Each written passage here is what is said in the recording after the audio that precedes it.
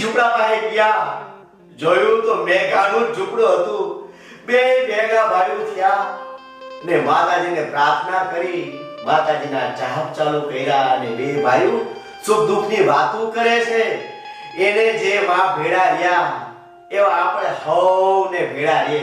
આજની તારીખે ભક્તજનો, આજની તારીખે કારા દાદા અને મેઘા દાદાનું નામ લઈ એની કમાઈની મેળવીની માનતા રાખે છે, વિશ્વાસ રાખે છે ને, તો આજની તારીખે એના કામમાં મેળવી કરે છે. હો જોઈ છે તો માત્ર શ્રદ્ધા, માતાજી બધું કામ પૂરું કરે છે.